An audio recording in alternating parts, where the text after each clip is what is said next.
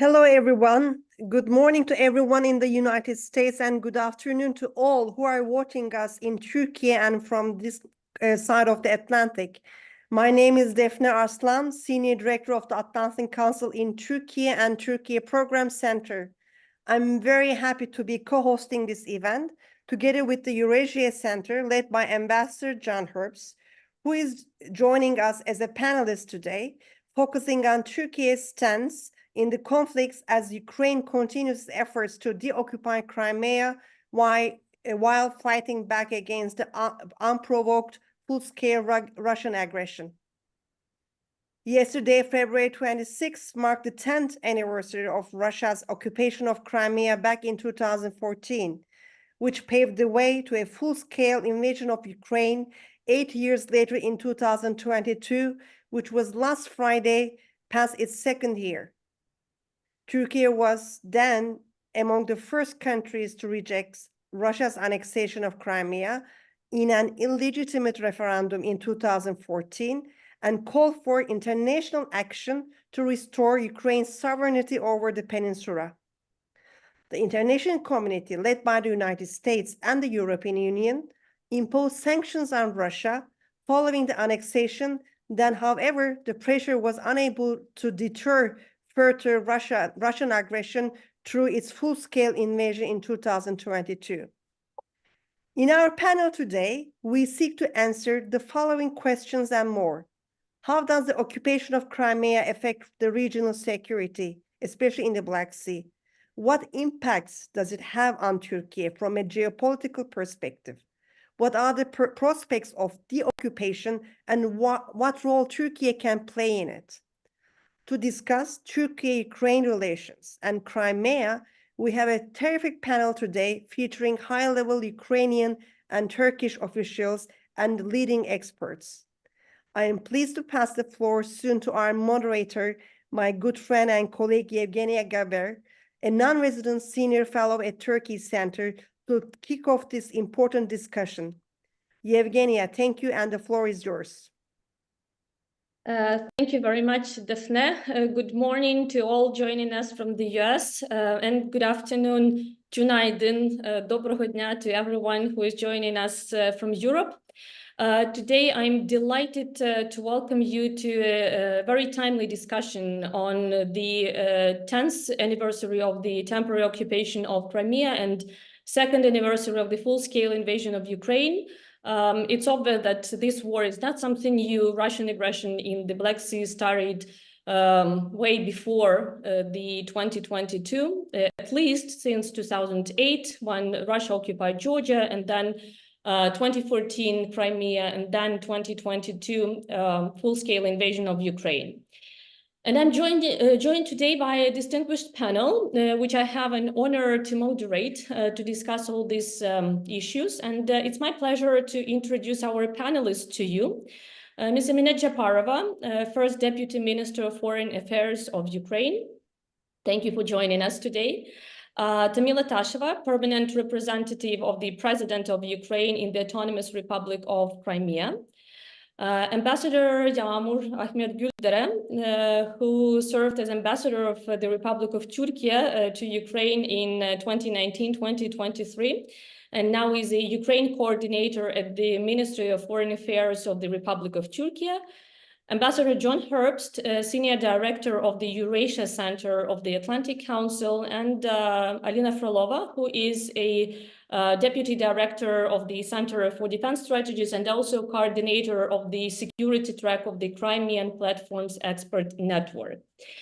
Thank you very much for joining us today. It's really a privilege and an honor for me to moderate this panel. And I look forward to our conversation. But before we jump directly into our discussion, I want to mention several housekeeping rules. The discussion is public, it's on the record, and at the end of the panel, we will also address questions from the audience.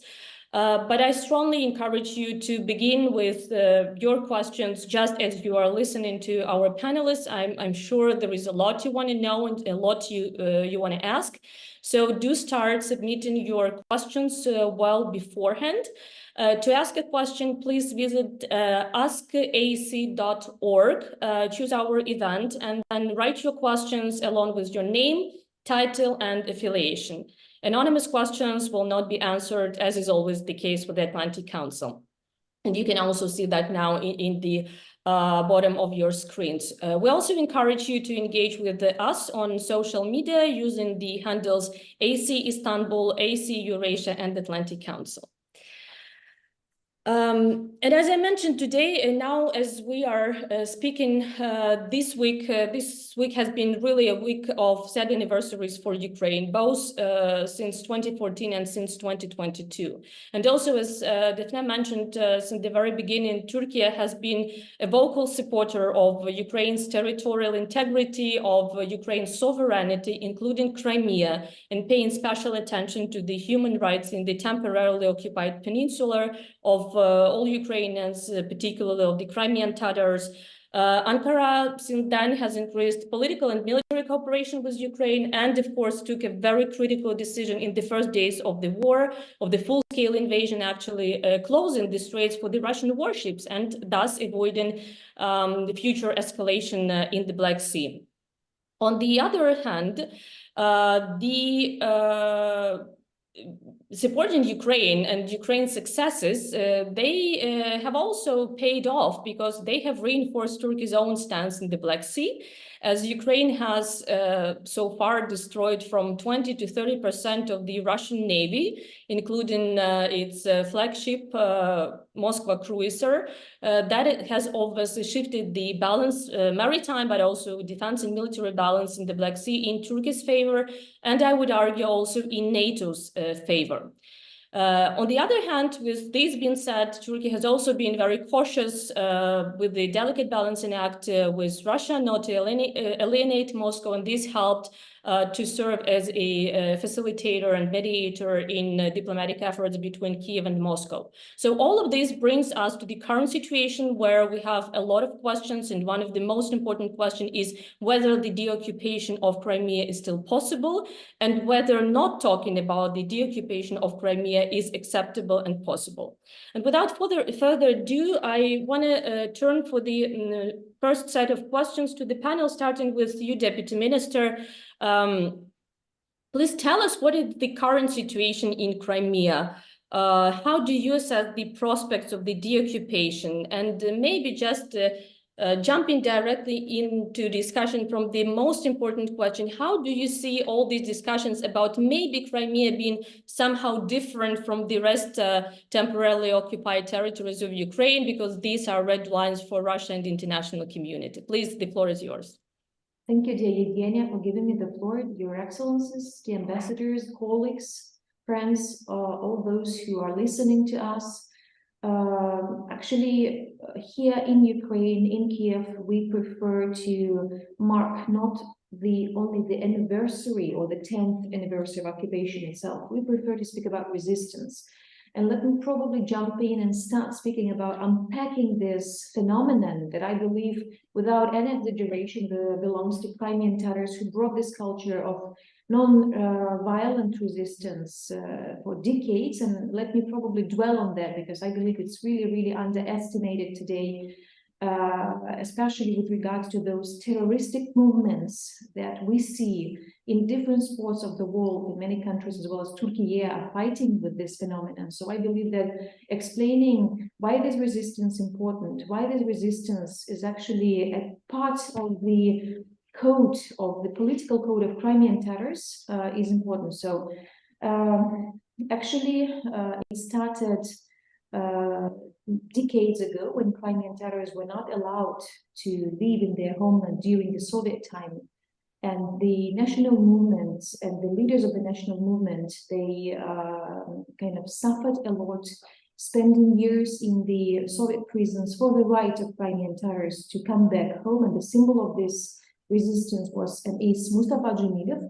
And actually, when the Crimean Tatars gained the right to come back to their homeland after the collapse of the Soviet Union, the Crimean Tatar leadership took a very serious and wise decision, which I believe can be squeezed in the paradigm that fighting for our rights, for the rights of the Crimean Tatars, doesn't mean that we have to step on the rights of others. And when the Crimean Tatars have been resettling from the places of exile, from Uzbekistan to Crimea, and those houses that once used to belong to Crimean Tatars, they were already inhabited by other people. So Crimean Tatars never had any massacres or any terrorist attack to actually fight for their right to live in their homeland. And this was actually the start of this non-violent resistance and the culture of this resistance that I believe makes Crimean Tatars different. And I believe that the world should also assess this as a phenomenon, as a contribution of Crimean Tatars of not kind of enforcing the terrorism as such. And then when this kind of 2014 happened, the 26th of February, which is a date that we marked yesterday, when under the call of the Crimean Tatar Majlis, Crimean Tatars as well as ethnic Ukrainians, they gathered at the central square of Ahmedjit of Simferopol, and they blocked the governmental building, the building of the Parliament of Crimea, not letting the members of Parliament of Crimea to vote for those red carpet decisions that would legitimize Putin and his presence and presence of the army there. It changed the whole history of the occupation, because initially Russia was actually trying to push the narrative that it was a peaceful kind of decision of Crimean population to call upon Moscow and to invite Putin and kind of say that Russian people or people of Crimea, they want to be with Russia. So by not allowing the members of parliament to vote, 27th of February 2014, the Russian army had to military seizure the administrative buildings of Crimea, and this actually changed in a way the whole perception of the picture, and did not allow the Russian propaganda to fool the whole world about what really happened there. The other aspect probably that I want to conclude with, because I know that we have a limitation of time, 5 minutes, is that the Crimea lesson, why it is important. This is exactly what we're trying to vocal for 10 years, saying that, look, this was a tactic of salami slice. Because first, when we had Georgian events, the world did not react to the extent that they had to react. Then the Crimean occupation, when actually we had grave concerns and we lived in the world of grave concerns. In fact, the decisive actions have never been performed, both by Ukraine, because we as a nation were also not ready to step up to perform necessary decisive actions, and the world had a very mild reaction. Then Donetsk and Luhansk and the occupation, the further occupation of our land and land grab happened, and this used to be 7%. And actually for 8 years, up till the full-fledged invasion, we've been living in the world of grave concern, when we still had Minsk, we still had a process of shaking Putin's hand, we still had a process of kind of negotiating the issues, but in fact, nothing had happened, and Russia, as we now understand it, has been always preparing for further land grab, something that we clearly saw in February 2022. So this war, actually, the bigger war that has a national-wide scale, has the root cause back in 2014, and the lesson is very simple. When the aggression is not stopped, it just becomes bigger. So my point now is actually that the projection, let us think about the future, because today, I believe if you speak to Ukrainian people, like average Ukrainian or experts or even officials, if you ask what is the feeling behind the war, what is the feeling behind the battlefield situation, what is the feeling about the economy, the politics that we have, the governance system, I believe that now we feel the same as when the full-fledged invasion started. We don't know what's going to happen. Kind of, there is no clear understanding of the line that we have, or united line that we have to give a proper response to Russia. And I believe that what I see or what I assess, that Russia will be hitting two issues. The political one, they are now targeting the delegitimization of the governance of Ukraine, and it will be reinforced by spring.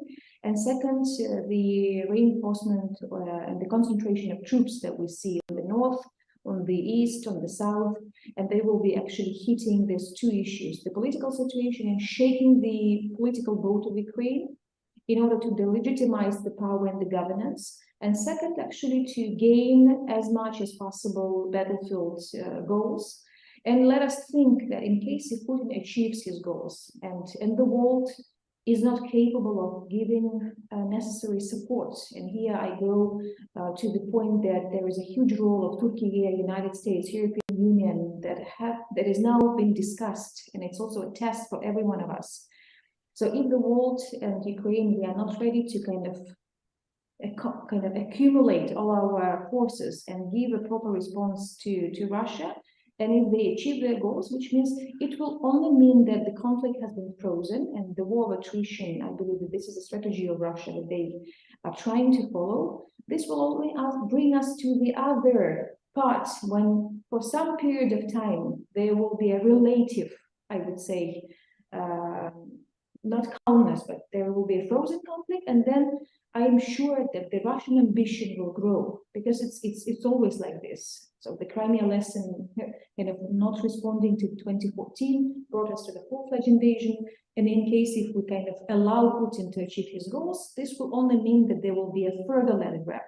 And the big question, if it will only be Ukraine. So I think that now and today, this is a momentum. It's a pivotal time for a very decisive action, not only discussion, not only assistance, which is, by the way, also a question. And of course, there is a huge expectation that Ukrainian people have that comes from the US assistance. We know that there is a domestic crisis. We can clearly see this, but we really rely on a common understanding that this assistance will be and shall be performed. We rely on efforts of President Erdogan when it comes also to not only the brokership and kind of initiatives that might take into consideration peaceful negotiations, but also with regards to the support of Crimean Tatar people, something that President Erdogan has already demonstrated with the release of some Crimean Tatars, but there are still a lot. So I think that this momentum, we have to direct our efforts into understanding one simple issue, that in case if we are not able to unite the efforts and to do what we have to do, the consequences of this war will be larger, to larger extent, something that we, I believe, now cannot even estimate. And I personally feel that there is a huge risk of global war in case that the Ukrainian issue will not be solved to this or that extent. Thank you. Thank you very much, Minister, and really great insights. Something that you've mentioned that Russia actually only stops when it is stopped. So we do need this urgency, not only solidarity, which Ukraine appreciates, not only words of support and commitments, but also very practical and very urgent steps to support Ukraine now, both in the east of Ukraine, in the south of Ukraine, and in the north of Ukraine, where probably there is also a new effort to invade Ukraine from the north can be discussed. And of course, not to forget Crimea, which is still there and where people are suffering 10 years, and unfortunately, this is still an ongoing story. I definitely want to go back to this and also to the price of losing Ukraine and Crimea a bit later. But before that, let me turn to Tamila, because I mentioned also several times resilience of the Crimean Tatars and resistance of Ukrainians who are living in Ukraine and also in other temporarily occupied territories of our country. If we look at the situation on the peninsula, for 10 years now, people have been living under constant pressure, repressions, brutal violations of human rights, forced conscription, deportation, forced displacement, all kind of arbitrary detentions, etc., etc. So my question to you is, first, if you could elaborate on a bit on what is the situation with the human rights now, specifically with the Crimean Tatars, but generally in the occupied territories. But also my second question would be, do you still feel that there is this appetite for resistance and that there is a will to carry on this fight to go back, to get back home and to get reunited with Ukraine. Thank you, Evgenia. Dear colleagues, dear friends, thank you for inviting me to this discussion. Those days, 10 years ago, the Russian invasion of Ukraine started with the occupation of Crimea Peninsula. Over 8 years, Crimea was transferred into a Russian military base, and later in February 2022, it was used as a springboard for the new Russian offensive into mainland Ukraine. It is important to remember that the war started 10 years ago, not 2. Otherwise, we not just neglect the victims, the first stage of the Russian aggression, but also demonstrate that we do not understand the key reasons for the big war, which is the lack of the international reaction to the occupation of Crimea and invasion to eastern Ukraine. Regarding to your question, the human rights situation in occupied Crimea after the beginning of the full-scale invasion became even worse than it was before. Russia used more repressive laws, dozens more people were imprisoned. Currently, we have 208 Crimean political prisoners. 125 of them are Crimean Tatars. Russia mobilized Ukrainian citizens to the war with their own country. It continues to colonize Crimea. Crimea is used as a hub for the deportation of children, civil hostages, and looted Ukrainian grain. First Deputy Chairman of the Majlis of Crimean Tatar people, Nariman Jilal, is sentenced to 70 years of imprisonment and was sent to the Russian colony 5,000 kilometers away from Crimea. But indeed, to a certain extent, Crimea as a place where crimes against human rights are committed fell out of the media agenda because of all those atrocities that Russia commits in a mainland Ukraine. But it does not mean that people do no suffer in Crimea. It is just that Russia suppressed human rights there back in 2014, and people continue to live in this reality in Peninsula of Fear. I would like to bring you one recent example. In the previous week, female Crimean Tatar human rights defender and journalist Lutfiya Zudieva, a great and humble woman who chose to stay with her family in Crimea after the beginning of the occupation of Crimean Peninsula, published an article in the US magazine Newsweek describing a life in the occupation. Published an article in this Newsweek magazine.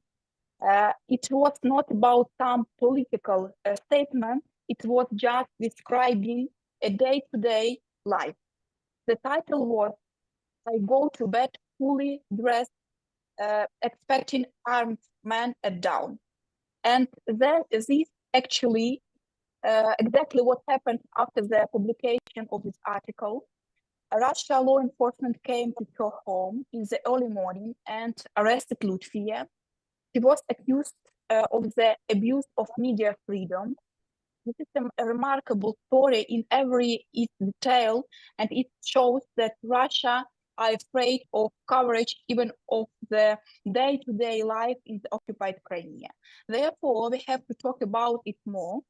Yes, this is the topic is highlighted every year in the resolution of the UNGA, which is important, but it is not enough, and still sometimes you can read Russian propaganda narrative on Crimea, even the international independent media.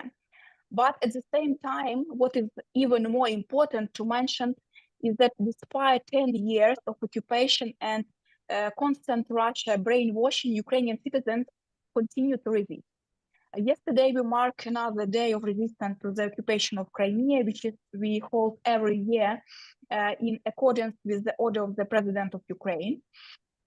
The resistance is ongoing. Every day, we get reports about our brave citizens in Crimea that somehow signal that they support the territorial integrity of Ukraine and express their solidarity with the mainland.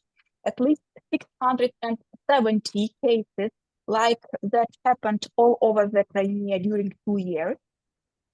It is just those cases that we are aware of. People singing Ukrainian songs, raising Ukrainian flag, making tattoos with the map of Ukraine, and got persecuted for that. Honestly, the number of such brave people impressed us. In addition, several underground movements exist in the occupied Crimea, fighting the occupiers in various ways, namely, for example, Yellow Ribbon, Crimean Combat Figures, Angry Mavka, Atesh. We cannot and will not abandon those people.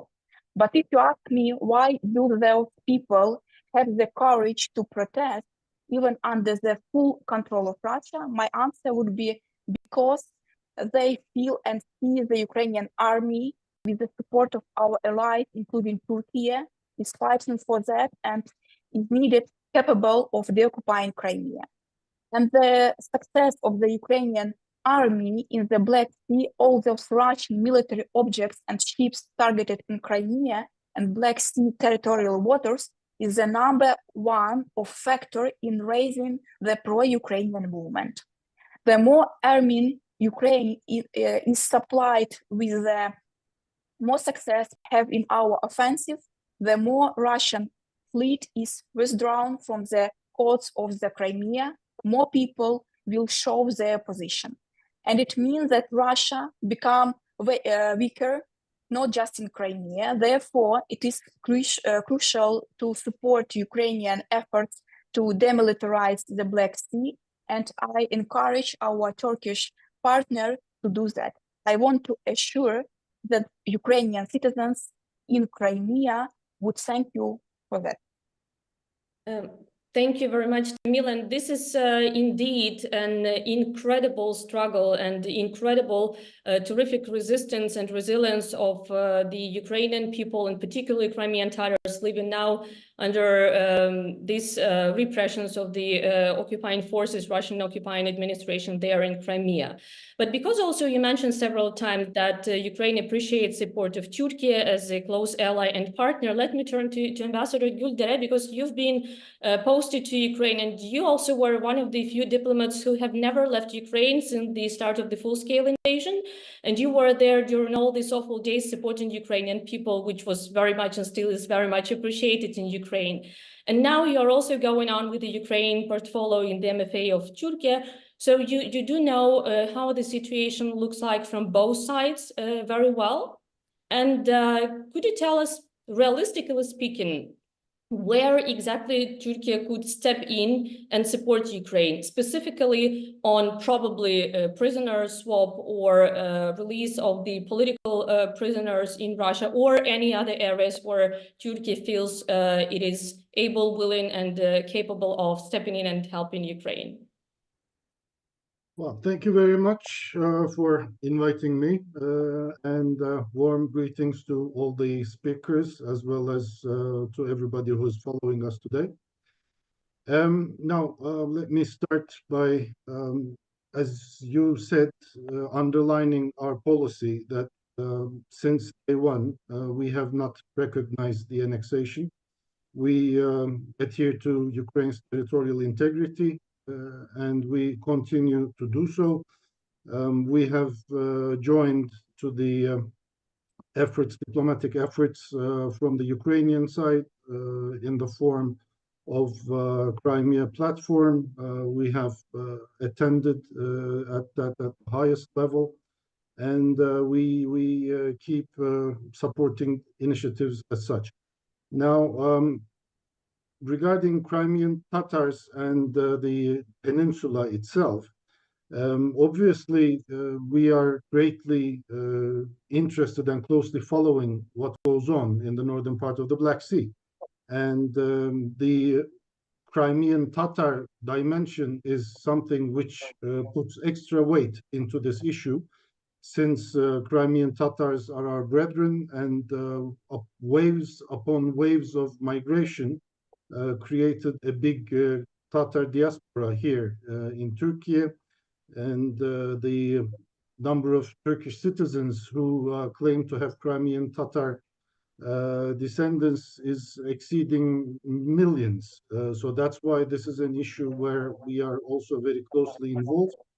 And obviously, the status of Crimea and the situation of the Crimean Tatars is always a very high priority issue for us in our meetings, obviously with Ukrainian counterparts, as well as bearing in mind the de facto situation with our Russian counterparts.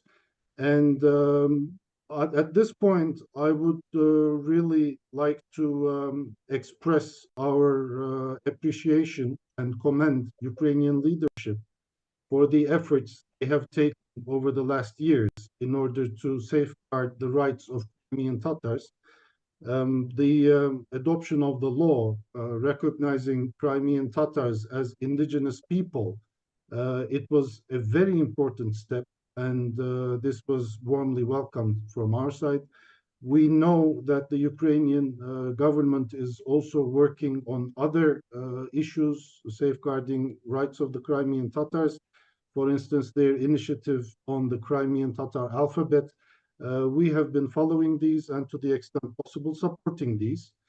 And we also know, since we closely cooperate with the Mejlis, that there are other issues which are demanded by the Crimean Tatar people and Ukrainian leadership is paying attention to. So we will also be following these closely.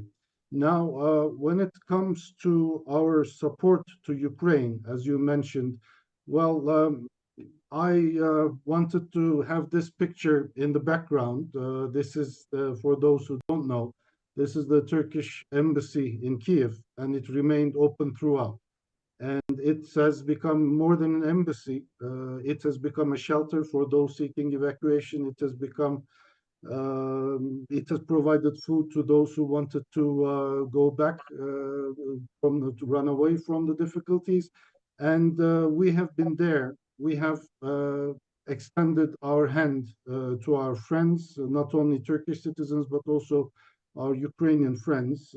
And within this framework, obviously, what we can provide is actually easily deductible from what we have done so far. You mentioned correctly that in terms of diplomacy, we can do a lot, just as we did a lot. Be it the talks in Antalya, be it the talks in Istanbul, whenever there will be the right conditions for diplomacy, we will be ready to continue with our contribution to find a just and fair solution to what's going on. And our diplomatic contribution was not limited to hosting those meetings alone. As you know, together with the United Nations, we also helped organize the Black Sea Grain Initiative. And owing to this, Ukraine was able to export more than 33 million tons of grain. And this is not just an issue of country A exporting a commodity. This was a global issue. The pandemic had already made a huge negative impact on the global food supply chain in terms of logistics and supply chains. And this, I think, was quite an important event.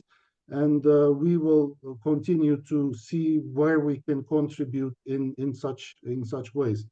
Another area, I think, would be humanitarian assistance. We have, I'm not going to say what we have done. Lots of humanitarian assistance has gone from Türkiye to Ukraine in the form of trucks and generators, and I personally escorted some of the trucks, took them to the locations. We're trying to bring home, bring to Türkiye Ukrainian kids who are going through tough times. Recently, we had a group from Sumy, for instance. And so this kind of cooperation will continue. We're hosting, since the beginning of the war, hundreds of Ukrainian orphans, and tens of thousands of Ukrainians are still staying with us. But recently, we also had the pleasure of having Deputy Prime Minister Kubrakov in Istanbul, who met with our trade minister, and they were joined by the Turkish contractors who are looking to contribute to Ukraine's infrastructure, to Ukraine's resilience, to Ukraine's recovery. One thing where Turkish companies actually can be seen with a special light is their resilience. We have companies who never left Ukraine. We have a company that stayed throughout Ukraine, just like our embassy there. Their facilities were also open to Ukrainians who came in, who stayed there, and one of these companies, for instance, built this famous Irpin Bridge, which became one of the most symbolic places of the war. And therefore, I'm sure there is a lot we can do together, and we will continue to stay and assist Ukraine and heal your wounds together. Thank you. Thank you very much, Ambassador, for your strong words of support to Ukraine and to Ukrainian people, which is very much appreciated on the Ukrainian side. Maybe just a short follow-up question, because you mentioned several times also diplomatic efforts of Turkey and readiness to step in wherever and whenever there is an opportunity to facilitate dialogue between Russia and Ukraine. But I was wondering if you could share your insights. Do you think that Russia now is ready to engage in a constructive dialogue, even though it could be limited to, let's say, release of illegally detained citizens of Ukraine from the temporarily occupied territories or from Russia, those children who have been deported to Russia, or in a broader context, Ukrainians would say there is no way we could negotiate with Russia at this moment, but maybe you have this feeling from the Russian side. Is there time and place for these diplomatic negotiations now? Clearly, looking at the past months, it's not hard to say that the attention was to the field of combat and clashes. We are not in a position to comment or to say when the negotiations will start and what they would entail, because that would obviously be up to the parties who are doing the negotiations. What we can do is to make sure that we have the best possibility of having a clear and goal-oriented environment where parties can discuss these issues. And in the past, we have managed to come up with such events as the prisoner exchange. So I wouldn't, of course, rule out any other positive developments and arrangements in the terms of which you described. But before conducting the talks, would be both improper and immature to comment on their possible content and extent. Thank you. And just kind of bridging from your words when you said that united Ukraine and Turkey could do a lot in the Black Sea region, that's something that I also keep saying all the time, that strong Ukraine in a way means strong Turkey in the region and the other way around, because obviously there is one aggressive country, one power that violates international law, including maritime law. And that is Russia. So the only deterrence to Russian presence in the Black Sea now is Turkey and Ukraine. So there is a lot to be done there in terms of military cooperation, defense cooperation. And that's why I want to turn to Alina Frolova, who used to be a deputy minister of defense of Ukraine in 2019-2020. So after the first invasion of Ukraine back in 2014. And I would probably ask you, Alina, to dive deeper into the regional security implications of the Russian invasion of Ukraine and occupation of Crimea. So is it only a problem for Ukraine? Is it also a problem for Turkey, for the Black Sea regional countries, for Europe? Why does Crimea matter in terms of geopolitics and in terms of regional security? Well, thank you for inviting me. And first of all, I would like to thank to NFA because we just finalized our meeting for the Black Sea Security Conference, which we eager to have in next few months is within the Crimean platform. And otherwise, I had a problem with timing, and I didn't want to be late here because this discussion is really important, and I believe that no one already questioning the influence of the Black Sea region for the whole world, not only supplies of the grains, supplies of some other goods, but for the stability. But I think that this is some kind of a little bit bigger problem for now, that if you will closely look at every conflict, every hot spot on this planet, which is active now, you will see some presence of Russia. Somewhere they are leaders, somewhere they are backing up the forces on all the investigations, on video footage. We always see a presence of Russian troops, supplies of weapons, exchange of some technologies. And I do remember how 4 years ago at this same day, in my capacity in the Ministry of Defense, I was woke up by our representative in Turkey who said that the Turkish soldiers, 33 servicemen are dead because of the attack in Syria. And this attack also was backed up by Russia. And we've been just, we have sent our best condolences, our sincere condolences at that time, because we do understand what does it mean to lose the people. And what Russia is doing, if we just look overarchingly at this story, they're trying to find the weakest point. And they try to hit into this weakest point to distribute chaos in international relations. Unfortunately, we have to acknowledge that on current days, they are quite successful with this. And the Crimean case and the case of the Black Sea is very representative. We let ourselves to be weak in Crimea and in Ukraine. We let ourselves not to build up the good partnership, relationships with our potential military supporters and partners. And Russia used this weakness, and they will continue to use the weaknesses of Ukraine, weaknesses of Turkey, weaknesses of all the other states, not only in the Black Sea region. They will continue to provoke the NATO, they will continue to provoke Turkey, they will continue to blackmail with grain corridors or whatever corridors will do. But the Black Sea also demonstrated that we can change situation. I mean that literal states matters, not only Russia in this region. And what Ukraine did without having actually the active naval component for the last year is very important, because it's about subjectivity of those countries who want to develop the peaceful relations, who want to develop the trade, to develop ourselves in our relations.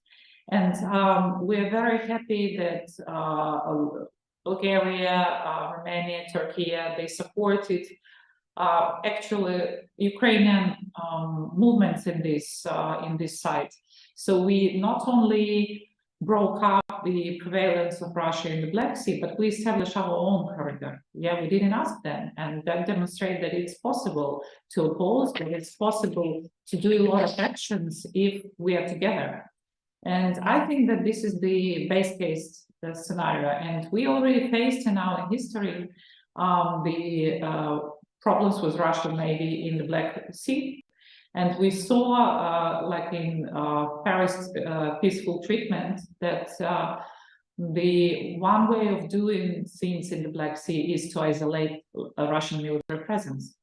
And I think that we do understand how big influence on security situation Russia makes, how fragile is actually all the components which were built up on agreements only if there is one country which is ready to violate it. So we need to think about, I'm sorry here not to support the idea of demilitarization of the Black Sea, but we need to think about the right militarization of the Black Sea. When the littoral states will have a right to develop the policies, when littoral states will have a right to isolate aggressors if they are. And because we are dependent not only in the Black Sea influence on Mediterranean, influence on Azov, it influence on Danube River. So this is like a whole spectrum of questions which are under this serious suffer now. We know that Russia also used Crimea for finalizing its situational awareness system, and now they can observe all the preparations and readiness of the NATO countries, including Turkey. We know that possibly they restored at least the capacities for the nuclear weapons location in Crimea. Probably it's already there, probably not, but still this is a threat to bring this region into a very difficult situation afterwards.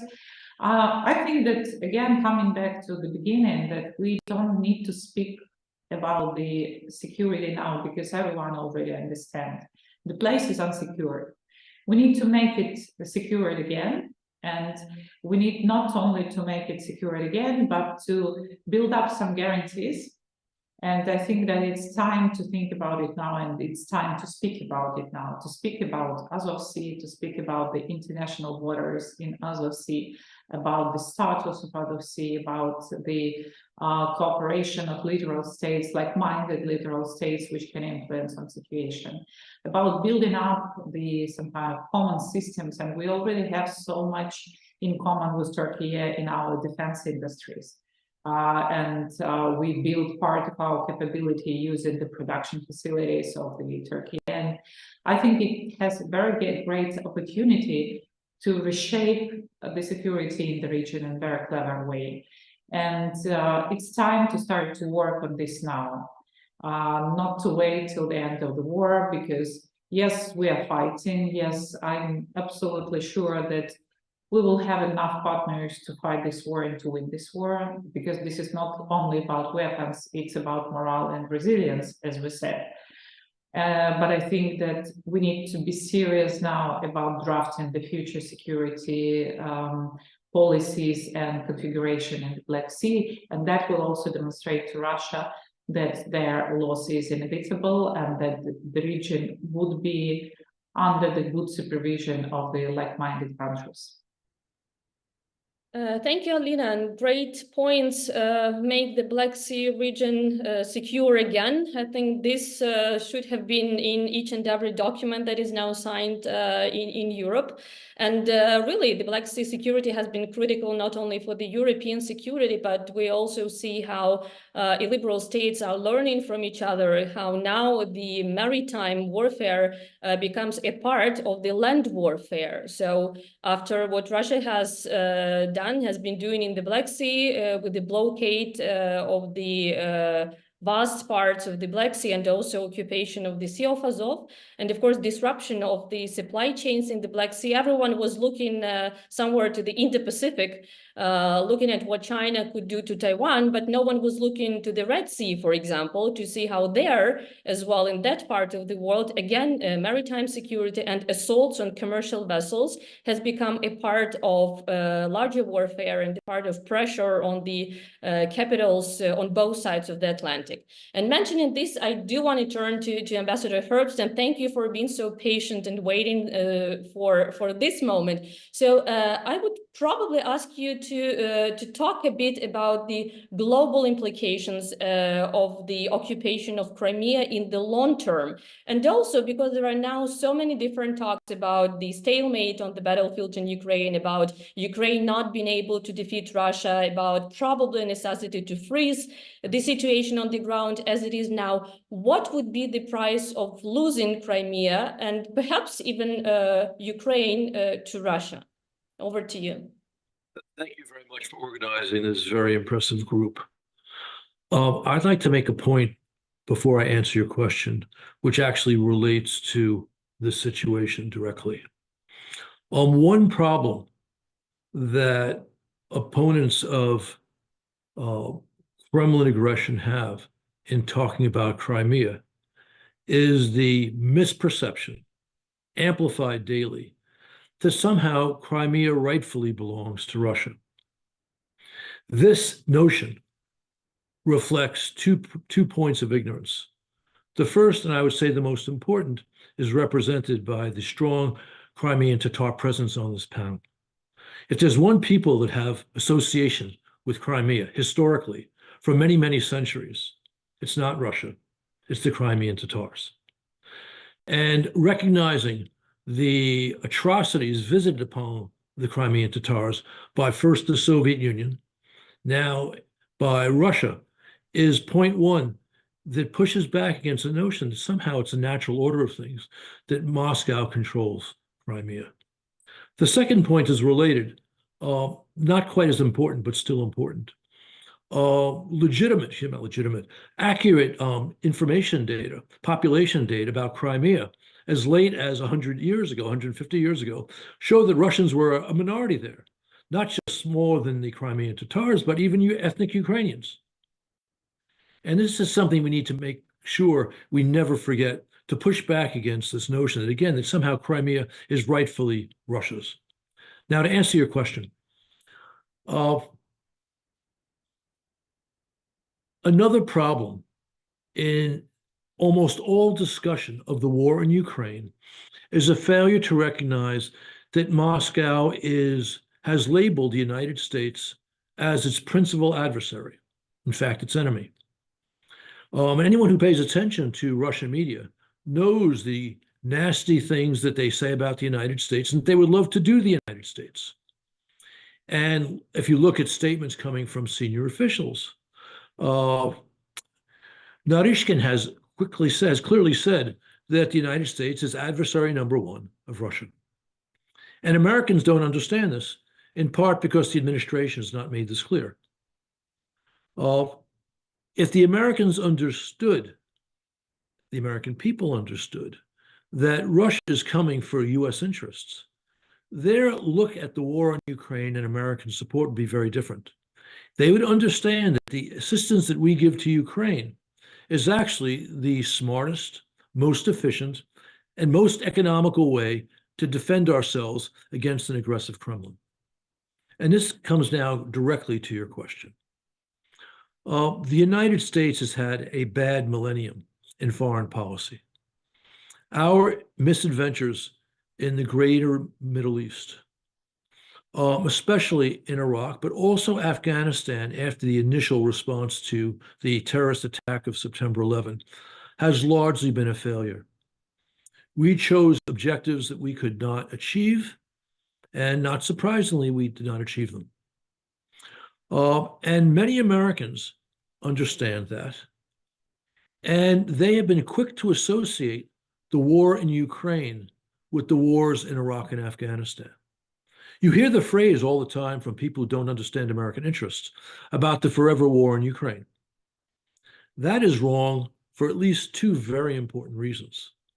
The first, of course, is the United States is not at war. We were at war in Iraq, we were at war in Afghanistan, we were at war in Libya, we were at war in Syria. But never, ever in the 10 years that Moscow has been committing overt aggression against Ukraine. But the second point is perhaps even more important, why this discussion about a forever war is foolish and dangerous to American interests. We had to strike back against Afghanistan after the 9/11 attacks and the refusal of the Taliban to deal with al-Qaeda. And the first 8 or 10 months of our response was perfectly sensible and would have been a clear victory if we not get drawn into first Iraq and then nation building in Afghanistan. But the stakes in Ukraine are infinitely higher than the stakes were in the greater Middle East. In the case of Ukraine, we have the only nuclear peer power to the United States, committing overt aggression as part of a pattern that would go beyond Ukraine, just as it went beyond Georgia, the Russian war of aggression in 2008 against Georgia, to directly strike an American interest, core interest in Europe. President Biden is right when he says if Moscow were to win in Ukraine, it would move against NATO. Maybe not directly by war, maybe by various provocations, but perhaps also by war. So the smart way to defend NATO, which the United States is sworn to use its troops to defend, is to ensure that Putin loses his war on Ukraine. The White House has never defined it in this direct fashion, which Americans would understand. The Atlantic Council, with 10 other think tanks in Washington, held a conference on Capitol Hill 2 weeks ago, 2 weeks ago tomorrow, in which we argued for a policy of containment towards Russia, because the stakes in Ukraine are enormous. And if the American people understand that, the clear failure of American policy that we see today, with the refusal of the House of Representatives to allow a vote on aid for Ukraine, would not happen. So, coming back directly to your question, if Russia were to win in Ukraine, it would be an historic disaster for the Ukrainian people, because the Russians are committing atrocity in every inch of Ukraine that they currently occupy. And they do it on a broader scale if they occupied the whole country. But it would put NATO in peril, in that way it has never been in peril. It would demonstrate to the world that American leadership is feckless. So the stakes are very high. But now let's come back to the positive side, or the potential positive side of sound American policy, sound Western policy. If tomorrow Speaker Johnson put on the floor of the House the aid bill that was passed by the Senate, a large majority would pass it. I'm not sure Speaker Johnson will do that, because there's a small group of quasi-isolationist Republicans who will remove Johnson from the speakership if he does that. But it's also true there's a second way to put a bill on the floor, something called a discharge petition. And the Democrats seem to be willing to put out a discharge petition. And there are certainly a largish group of Republicans in the House who understand how critical giving Ukraine this assistance is for American interests. And some of them have said publicly they would sign a discharge petition. Bottom line, I believe that sometime roughly 2 months from now, or a little bit longer, this assistance problem will be solved. And we will have voted to send additional aid to Ukraine. So that's problem one, not resolved yet, and easily the biggest problem in American policy. Problem two is the White House itself has pursued a very timid policy in standing up to Kremlin aggression in Ukraine, starting with the seizure of Crimea 10 years ago. Obama said foolishly and famously that we could not aid Ukraine with any lethal weapons because Russia had quote unquote escalation dominance. Clearly, he did not understand American interest or American power. Sadly, well, I shouldn't say sadly, the Biden administration, in connection with the big invasion, put together a very sound framework for dealing with it. Arms to Ukraine, sanctions on Russia, and strengthening NATO in the East. But it proceeded to pursue this policy in a very timid way. So it has regularly refused to give Ukraine the weapons it needs to succeed on the battlefield. And then when it decides to give them things it previously refused, it sends them in micro quantities and very slowly. You asked me about Ukraine's offensive on land. Last year, it did not go so well. It was not a failure, but there were great expectations for Ukraine to do as much in 2023 as it had done with its counteroffensive in 2022. I was never someone who shared that view. I said a year ago that if the administration continued to dribble out weapons to Ukraine, all we should expect is modest Ukrainian success in the counteroffensive to the amount of maybe several hundred square kilometers of liberated territory, which is exactly what happened. Because the administration was too timid. They had been intimidated by Moscow's threats of escalation, especially nuclear escalation, forgetting that the United States has nuclear weapons and is a superpower too. Right. Thank you so much. Okay. And I think these are really important points that you've made, especially on how very often there is a fear of escalation, which only leads to more escalation, because there is no way in Russia this is seen as a just another gesture of goodwill. That is generally seen as vulnerability and as a signal that you can push for more. And obviously there is also an elephant in the room. Actually, a donkey and an elephant, meaning that we are now approaching the US elections and no one knows whether we will have a change in the leadership or not, and what happens with Crimea and with the US policy toward the Black Sea and towards Ukraine and Crimea in case President Trump is elected. So maybe before we turn to the floor for questions from our audience, if you could just also talk a bit on the US-Turkish cooperation in the Black Sea and in supporting Ukraine.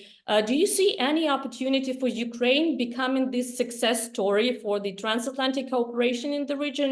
Because you've mentioned Afghanistan, Iraq, Syria, you name it. And then it's also, that could be actually a success story to fix the image of the US in the region, to bring Turkey closer together after Sweden's NATO membership, after F-16, after high-level strategic dialogue, which is now ongoing between the US and Turkey. Do you see there is a chance of this win-win-win cooperation between Ukraine, the US, and Turkey? First, if we give Ukraine all the weapons it needs, and it will win this war, and this will be a great success, not just for Ukraine, but for the West and for the United States, and it would reverse the historical memory of those misadventures in the greater Middle East. It would also, I think, improve the US-Turkish relationship. It's worth remembering how weak NATO was when Turkey properly shot down that Russian aircraft, the fourth one violating its territorial space in November of 2015. And there was not strong support from NATO. There again, you go back to Obama's weak leadership as the source of that. We and Turkey share great strategic interests. There is some friction, and I won't go into that now, but our strategic interests, first and foremost, are for a secure and stable Black Sea region.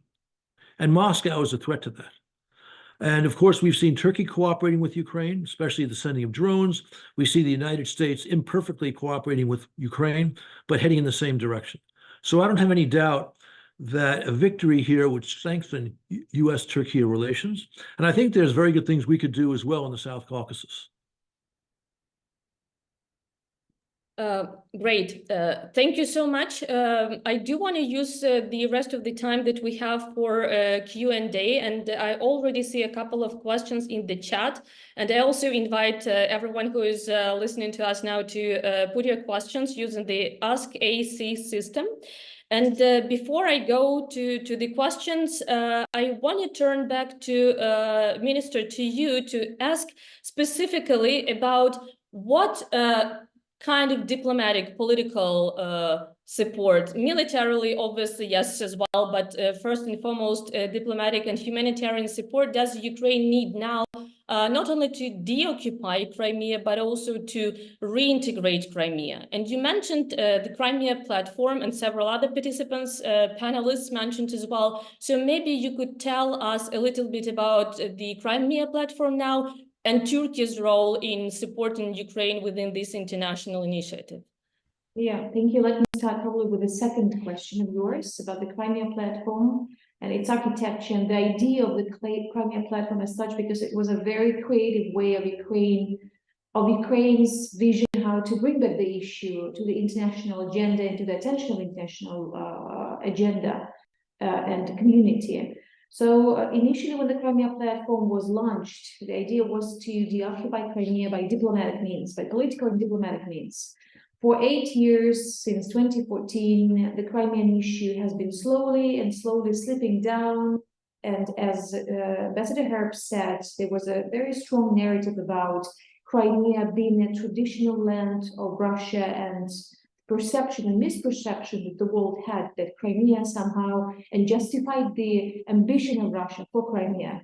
This is what we've been doing actually for years, and the Crimea platform has strategic goals and tactical goals. Tactical goals actually to destroy those misperceptions and to actually speak about indigenous people that have a right for the Crimean Peninsula, and to make the story bigger and explain who Crimean terrorists are really. And here I'm very thankful to all our experts and all of those who are the voices for that, as well as Turkey, because their support that backs up Crimean terrorists and the history of Crimean terrorism in Crimea is very important.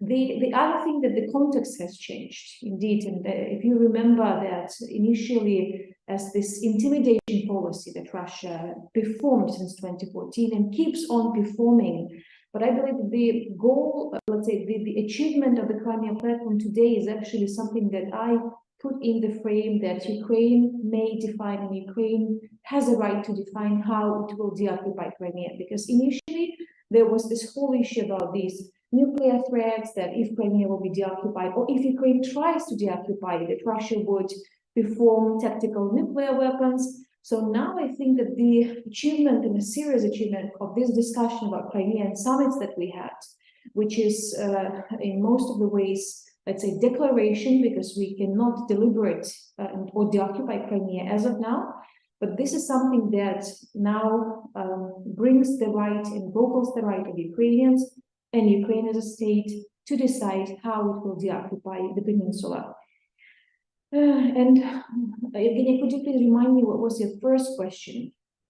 What type of diplomatic support or political support is Ukraine expecting now from Turkey and the other international allies, but specifically from Turkey? So if you were to address the probably Turkish citizens also who are listening to us now, what would be your message to the Turkish society, but also to the Turkish leadership? I would say, I would not go into details, of course. I'm not in the position of naming the list of those needs that we have. Let me probably speak as a human, saying that this solidarity and support is important, because sometimes, and as I always say, that you can really see friends whenever you experience dark times. So you can see the light when there is darkness. And sometimes, as my friend and prominent expert Alina said, that the war and the end of the war and the win of the war is not only about the technologies and the human capacity, it's mostly and moreover about the spirit. So whenever we see that there are countries who support Ukraine by different means, because every country decides what is the, let's say, potential for that support. But this helps a lot. This is the first issue. The second, these are the very concrete and practical steps. So we are now, as Alina said, finalized the meeting about the Black Sea Security Conference. This is yet another attempt of Ukraine, as Ambassador Herb said, that Russia is a source of instability in the region. We see it absolutely this way, that Russia is a source of instability, and it is of common interest, not only NATO countries, but also Black Sea countries, that we are all interested in stability, in security in the region of the Black Sea and wider region. So this is what we think that Turkey can take a leadership about, kind of not helping only to Ukraine, but also securing this stability as a leader in the region. So this is, I believe, can be performed in many ways. I will not dwell on this right now, but this is what I believe a huge expectation of Ukraine, and not only Ukraine, but other Black Sea countries. Something that we will also discuss in Bulgaria, 15th of April, when the second Black Sea Security Conference will happen. With the US, I think that Ambassador Herbst has already vocaled, and I would not add more to all those feelings and sentiments and ideas that we have. We are happy that there is this dominant understanding of American people about the need to help to Ukraine, because it's not only about Ukraine, it's about the global issue, because the situation in my country is a litmus paper of all flaws and drawbacks of the whole collective system of security. It has revealed, this war has revealed a huge crisis of multilateral system. In fact, inability of multilateral system to respond to this kind of crises. It has revealed inability of, let's say, humanity as such to solve these issues. So in case if we keep on demonstrating this inability, there will be harsh results, there will be harsh consequences. And this is what we see, and as our leadership says, we cannot afford ourselves exhaustion. This is very true. Unfortunately, kind of, if we stop fighting, we will just die. And assistance that we have from many countries, Canada, UK, US, European countries, is crucial, because at the end of the day, it's not only about the money, it's about, as I said, solidarity, but also technological advance. Because if we have weapons, I'm sure that the Ukrainian army is capable of defeating Russia. And it's like we had questions a year ago if it was capable, but it has proved that it is capable. The only thing is that we need a very concrete things to perform this capability. And I think that Russia is also hitting today, I know that they've been investing a lot of money into demoralizing the Ukrainian army and questioning the capability, because the Ukrainian soldiers have been also actively discussing kind of this whole idea about what is the end of the what kind of light we can see at the end of the tunnel. If we will have the resistance, how we will be capable to defeat Russia. So my point shortly is that in case if we have this assistance, and there are lists that our diplomats and ambassadors spread worldwide, the war will be over, not on the line of how Russia wants it to be over. Very clear message, and I think Crimea is specific and special in a way that Ukraine has proved that whatever Russian red lines were, especially in Crimea, they are so blurred, and they can be redrawn several times, because what happened in Crimea, including attacks on the headquarters of the Russian Navy, including taking down the air defense systems, including attacks on naval capabilities. This also happened in Crimea, and no reaction, no escalation from Russia followed. Quite to the opposite, Russia had to withdraw most of its warships to the seaport of Novorossiysk. And we are running out of time, but I do want to turn to Ambassador Güldere also to ask you a question about which came from the audience about the support of Turkey to the Crimean Tatars. And we have a question from Alina Dochu, who is a postdoctoral fellow at McMaster University. And she asks so I would just read it. Thank you very much for the support. And I would like to know how Turkey helps to save the Crimean Tatar language, as it is a severely endangered language, and in the situation of war and annexation of Crimea, the state of it's worsened. So do you know how Turkey is helping and how it can help? You mentioned Crimean Tatar alphabet and other issues. So maybe if you want to take that question. Yeah, thank you very much. And before, maybe I know we're running out of time, but before directly addressing that specific question, I also want to underline that regional stability in the Black Sea is something which is obviously a national security priority for us. And based on that, with a realistic approach, based on the current parameters, we're constantly trying to see what can be done. And within that framework, as you know, we recently launched an initiative and signed the documents regarding a demining activity together with Romania and Bulgaria. So anything which will contribute to the stability of the region, which will help advance free navigation, free ships of cargo ships to navigate under safer conditions, we're doing it, and we will continue to do so. Now, regarding the work on Crimean Tatars alphabet and language, I think this is something which we could address together with Ms. Tasheva, since there is already a program supported by the Ukrainian government on that. And we, with Turkish national agencies who are working on these issues, the cultural agencies and development agencies, we have been supporting this initiative.